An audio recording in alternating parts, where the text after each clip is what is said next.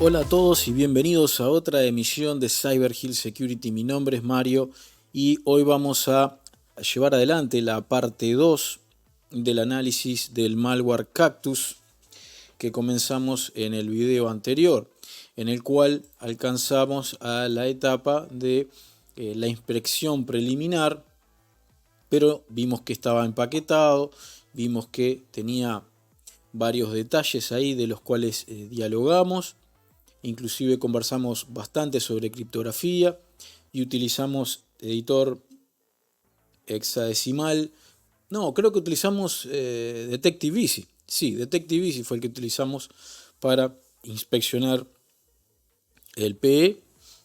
Y hoy lo que vamos a hacer es, ahora que ya tenemos una primera aproximación, vamos a desempaquetar. Hoy es el día de desempaquetar el malware y analizar y inspeccionar la pieza ya fuera del pack. Habíamos dicho también cuando hicimos esa primera aproximación que estaba empaquetado con UPX, o eso por lo menos era lo que veíamos en la información que nos presentaba Detective Easy. Vamos a hacer un recap rapidísimo. Acá lo tenemos y vemos que dice el packer. Habíamos hablado de la entropía. Habríamos hablado y veíamos que el nivel de entropía demarcaba que era grande y era un nivel de entropía importante, en tanto nos marcaba que estaba empaquetado y que utilizaba UPX, y de todo eso hablábamos. De hecho, estuvimos viendo algunas de las cadenas, estuvimos trabajando, si mal no recuerdo, con Memory Map también, mirando un poco, inspeccionando la parte del overlay. ¿Qué más vimos? Vimos también la parte de recursos, hablamos de esto, para qué nos servía, hablamos bastante de criptografía. Y hoy toca, como decimos, desempaquetar la pieza. Para lo cual vamos a abrir en este caso una terminal aquí mismo y vamos a, con la herramienta UPX, vamos a darle T y el número del archivo empezaba con 7, si no recuerdo mal, sí. Y con esto vamos a verificar si ese binario está realmente empaquetado con UPX, y ahí vemos que sí, que nos marca como que está empaquetado con eso, cosa que ya sabíamos, pero digo, este es otro método que yo les mencioné inclusive en el video anterior que podían utilizar para chequear, para desempaquetar. Entonces ahora lo que sigue es desempaquetarlo. Decimos UPX-D, vamos a darle el nombre del archivo y lo vamos a desempaquetar con el nombre de Cactus Unpack más Pro. Cactus Unpack. Bien, entonces lo que estamos haciendo, recapitulando, es desempaquetar la pieza de malware que vimos que estaba empaquetada. Acá desempaquetar este archivo, este fichero, que como sabemos, esto es el hash de la muestra, hash SHA-256 que obtuvimos, y yo mostré cómo hacerlo en el video anterior, y lo pasamos como una salida. En este caso se va a llamar Cactus Unpack.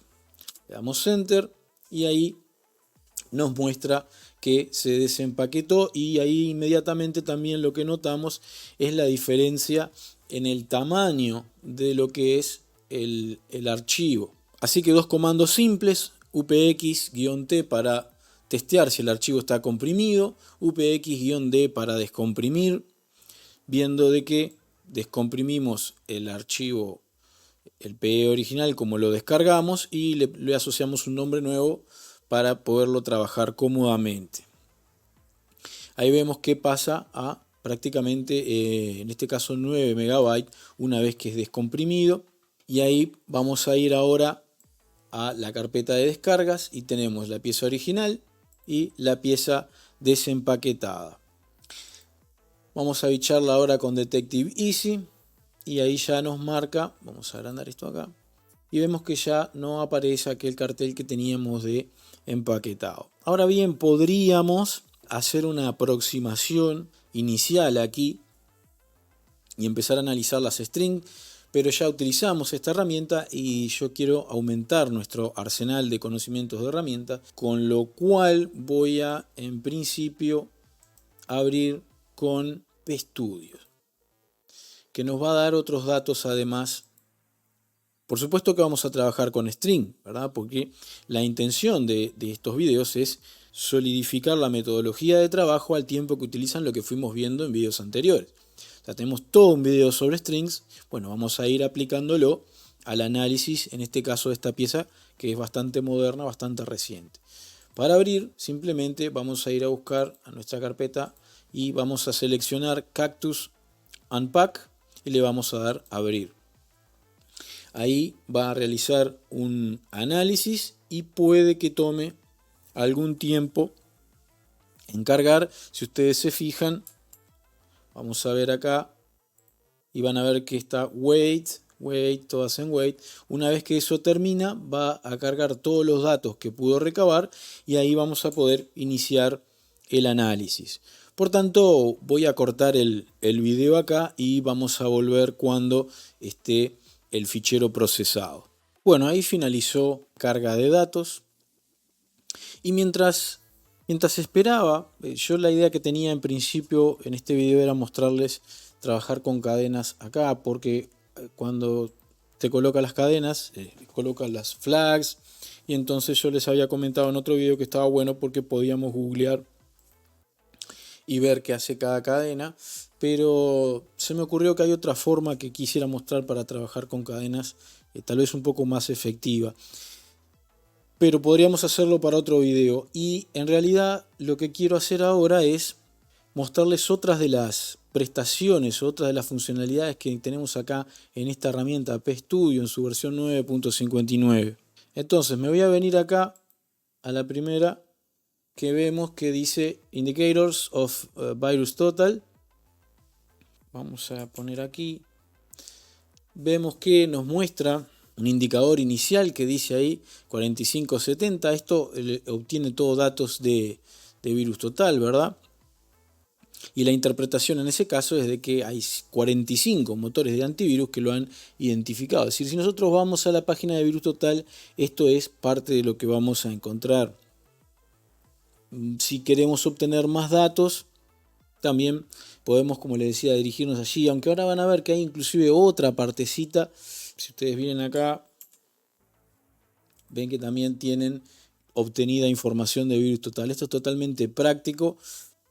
En definitiva, importante información, muy valiosa, que te la trae directo desde VirusTotal para que no tengas que ir derecho a la página web. Pero por ahí vamos viendo que aparecen un montón de librerías utilizadas que van a ser importantes, como por ejemplo aquí vemos Restart Manager Library, que es usada para controlar y reiniciar todo lo que son aplicaciones bloqueadas, que en el contexto de malware podría ser utilizada de repente para desbloquear algún archivo que antes de cifrarlo o antes de modificarlo. Lo otro, vemos Windows Socket Libraries, que está relacionado con el manejo de la parte de redes en los sistemas operativos Windows, y normalmente se vincula con lo que es comunicación con servidores de comando y control, que sirven para, como sabrán, exfiltrar datos.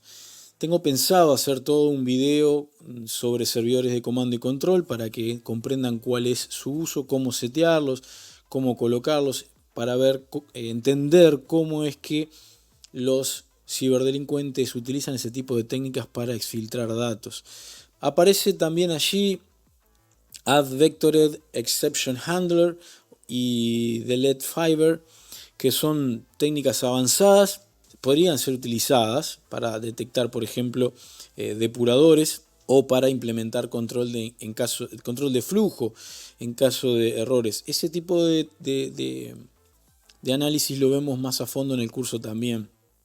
Bueno, por ahí aparecen lo que son las cadenas sospechosas. Si ustedes hacen doble clic acá, los lleva a la parte de las strings que van a estar marcadas. Y ven que acá ya dice Reconnaissance. Por eso también era parte de lo networking, todo. Es interesante trabajar acá. Sin embargo, Antes de llegar a este punto, quiero mostrarles otras prestaciones que vamos a encontrar. Sigo acá en los indicadores de virus total. Lo otro que vemos es el nivel de entropía. También nos muestra algo que lo habíamos visto o lo habíamos mencionado, comentado cuando abrimos con Detective Easy. Y nos dice que es compilado con Min, GW, GCC. Yo les había comentado algo al respecto. Es un compilador popular en lo que es malware, porque te permite crear ejecutables y portables poco detectables, lo que claramente refuerza la teoría, o que en realidad ya sabemos en la práctica que es así, que es un malware desarrollado manualmente. Hay otros indicadores que van a ir viendo y apareciendo ahí, como lo son los callback locales, que dice 3 ahí, que en realidad está indicando que el archivo va a manejar o que maneja estructuras que podrían ser usadas para control interno de threads o funciones maliciosas que estén en ejecución. Y después tiene acá, importante, lo que es el entry point address, que es el punto clave para lo que va a ser el análisis en el depurador cuando vayamos a potencialmente a IDA Pro o a X64, depende. Pero me pareció importante ver esto acá porque trae un montón de detalles que son de mucha utilidad. Después, como les decía, pueden ir a la parte de hashes también y acá comprobar los distintos hashes. Ven que están los hashes de las secciones. Otra cosa importante que veíamos, ya lo habíamos visto esto, pero tienen todos los detalles sobre virus total. Y me gustaría ahora sí mostrarles un poco la parte de import flags, que creo que es interesante revisarla un poquito, porque si ustedes ven acá, se fijan, ven que hay varias columnas, están las import, vemos varias columnas, empiezan a aparecer funciones que tendríamos que o deberíamos ir sabiendo para qué son, sobre todo las que nos llamen la atención, pero por ejemplo, si ustedes se fijan, vamos a elegir por acá, vamos a poner más cerca de esto, o acá, set event, o esta otra que ven acá, try enter critical section, o wait for multiple objects. Esas funciones que ven ahí, que estábamos haciendo clic, son funciones comunes que son utilizadas, por eso dice sincro acá, para la sincronización de lo que son los procesos o los hilos. Ahora, en el contexto de malware pueden llegar a ser utilizadas para coordinar la ejecución de diferentes partes del código malicioso. Entonces eso aseguraría que las tareas se completen en un orden correcto. Por sí solas no son necesariamente maliciosas. La cuestión es analizar en el contexto en el que se desempeñan. Porque como les digo, pueden ser utilizadas para alguna operación maliciosa, o mejor dicho, para que esas operaciones maliciosas no interfieran entre sí. Después ven que también aparecen las categorías como services. Me voy aproximando a esto que está acá, que es lo que quiero darle una mirada. Pero bueno, ahí les aparecen, ustedes pueden, si yo vengo acá y hago doble clic, me lleva a la página de Google y me lleva al primer resultado de la búsqueda. Puedo ir a leer la documentación oficial.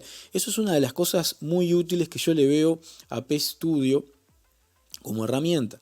Que cada vez que tenés ahí una duda, podés consultar directamente la documentación oficial, ya directamente cliqueando sobre la herramienta. Por otro lado, les decía, todo eso que son las categorías de los servicios, como los REM End Session, REM Shutdown, RM Start Session, bueno, todas esas funciones van a estar relacionadas con lo que es el gerenciador, vamos a decir así, de sesiones, o el Restart Manager, que les va a permitir controlar y reiniciar todos los recursos que estén bloqueados. El problema para ese tipo, en este caso, no estoy diciendo que este sea el caso, estoy explicando cuál es la visión que podría o qué podría verse desde ese punto de vista, desde el ángulo del malware. Porque el riesgo podría ser que el malware utilizara esas funciones, por ejemplo, para forzar el cierre de una aplicación, que esa aplicación podría estar bloqueando archivos objetivos. Por ejemplo, si yo quiero cifrar esos archivos con el ransomware, puede haber aplicaciones que me los estén bloqueando y por tanto no los puedo cifrar. Entonces lo que hace con eso es tratar de forzar el cierre para que pueda encriptarlo. Y después llegamos acá abajo a la parte esta que nos menciona, que es de reconocimiento. Es decir, Y eso es interesante. Nos muestra varios que se encuentran en esa categoría, como Find First Volume, Find Next Volume, Get Logical Drive Strings, que son básicamente funciones que permiten al binario enumerar. Por eso dice reconnaissance, ¿verdad? Le va a permitir enumerar todo lo que son las unidades lógicas y los volúmenes del sistema. Y fíjense ustedes que lo coloca acá, vamos a ver esto ahí, ya lo está colocando dentro de lo que son los TTP o tácticas, técnicas y procedimientos. Con lo cual, si ustedes van a Google y buscan ahí eso que estamos viendo en pantalla, el T, acá, justito. Si vamos ahí, vamos a traducirlo a español. Y acá les explica, según la matriz de Mitre, qué es lo que hace en ese caso. Esto es acá una técnica que utilizan esos atacantes, que está dentro de lo que es, vamos a bichar acá, está dentro de lo que es la evasión y defensa. Y acá les dice, acceso directo al volumen. Los adversarios pueden acceder directamente a un volumen para eludir los controles de acceso a los archivos y la supervisión del sistema de archivos. Windows permite que los programas tengan acceso directo a volúmenes lógicos. Y bueno, ahí lo que me interesa rescatar de esto es que en este caso nos guió directamente a la técnica que está debajo de lo que es la táctica de evasión de defensa. La técnica es acceso directo al volumen. Esto sirve para detallar el uso de lo que es la matriz de Mitre, para la cual pienso dedicar un video también entero, porque es muy útil esto a la hora, sobre todo, de crear procedimientos y estrategias para una mejor defensa. Yo he mencionado esto en otros videos, en lo que respecta a lo que es la pirámide del dolor, cómo se implementa, o Pyramid of Pain, cómo ustedes implementan distintas medidas defensivas. Y en ese video yo les comentaba que cuanto más cerca las medidas implementadas estén de los TTP o las tácticas, técnicas y procedimientos, cuanto más cerca esos se encuentren, más difícil para los atacantes es vulnerar los distintos servicios. Entonces me pareció importante mostrarles que acá tiene una directa relación con eso y pueden seguir explorando. Ven que tiene otras process injection. Todo esto lo pueden explorar. Busquen también en la parte de la matriz de Mitre, también viene con lo que son las medidas de mitigación, ¿sí? Porque aparte de la táctica y la técnica le va el procedimiento específico que se utiliza, el procedure. Pero abajo les va a decir, como estábamos viendo recién, lo que eran las medidas de mitigación. Y en realidad esto lo que está diciendo acá son básicamente las distintas capacidades avanzadas que se le pueden reconocer, en este caso a la pieza. Por último, antes de irnos, quisiera mostrarles otra parte que es Libraries Groups. Entonces lo que vemos en pantalla son las librerías más comúnmente utilizadas por todo lo que son programas que se van a ejecutar en ese entorno, en el caso Windows. Vemos que aparece kernel 32DLL, que es una funcionalidad básica, ¿verdad? Es una funcionalidad core, digamos, y permite lo que es el acceso y la manipulación de memoria, ficheros y hardware. Después ven que aparece ahí también ADAPI 32, que permite el acceso a componentes avanzados de lo que es el sistema, como por ejemplo piensen en el gestor de servicios o el Service Manager y el registro, lógicamente. También está User 32DLL, que aparece acá, que también es importante, porque ahí están los componentes de la raíz de usuario, como los botones, las barras de desplazamiento y componentes para controlar y responder a todo lo que son las acciones del usuario. Otro importante es acá abajo, WS232 y WSOC32, porque son librerías de funciones de red que facilitan lo que es la conexión a una red o realizan, digamos, tareas que están relacionadas con la conectividad de red, que hoy mencionamos al principio, por su potencial vinculación con lo que es servidores de comando y control. Y hay otras ahí, hay un par que no aparecen acá, como NTDLL o GDI32, y otra que aparece acá es esta, MCVCRT, que está directamente vinculada, porque son funciones de la biblioteca C estándar, como manejo de memoria de cadenas, o sea que está vinculada a eso. también aparece ahí el RSTRMGR, que tiene que ver, como no sé si ya lo habíamos mencionado, pero en este caso tiene que ver con lo que es interacciones con el Restart Management. Principalmente lo van a utilizar en lo que son las actualizaciones o los reinicios controlados. Aparece Shell 32, que no, va a tener interacciones eso con el Shell de Windows. En definitiva, como ven, aparecen unas librerías muy interesantes para explorar.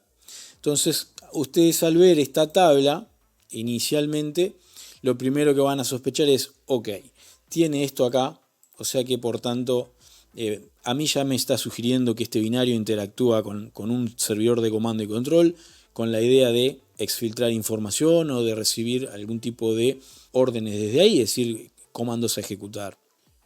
Y bueno, como posible objetivo con respecto a los imports, podríamos destacar esa biblioteca ADAPI que habíamos mencionado para ejecutar la función de registro de eventos agregando el report event W, la parte de RSTRTMGR para ejecutar la función de rmGetList y de repente, en ese caso, obtener una lista de aplicaciones y servicios que estén utilizando los recursos registrados dentro de la misma sesión del Restart Management. Y bueno, en definitiva acá hay puntos de partida para seguir explorando e indagando las distintas secciones del malware. Creo que en particular esta herramienta es muy útil.